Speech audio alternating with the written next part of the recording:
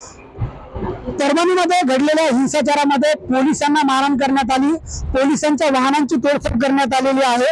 पोलिसांची जी चारचाकी वाहने आहेत, मोठे लक्झरी वाहने आहेत, ती देखील या ठिकाणी फोडण्यात आलेली आहे।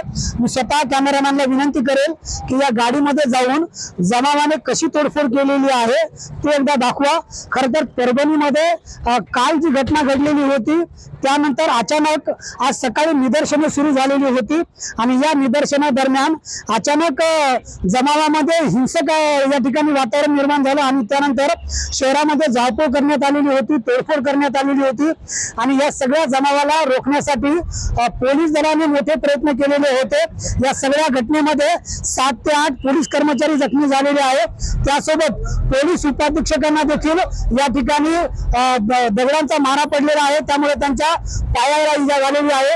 काही किवारेटी कंपनीचे जवान देखील या ठिकाणी जखमी झालेले आहेत आणि एकंदरीतच परभणीमध्ये जो हिंसाचार घडलेला आहे त्यामुळे पोलिसांच्या वाहनांना जमावाने लक्ष केलेले आहे।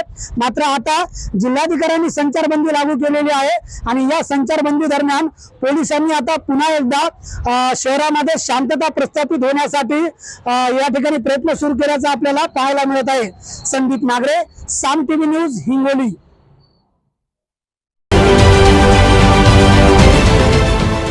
देश विदेशातील प्रत्येक घडामोडींचे लाईव्ह अपडेट मिळवण्यासाठी आता साम टीव्हीच्या सर्व सोशल मीडिया प्लॅटफॉर्मला लाईक, फॉलो आणि सबस्क्राइब करा।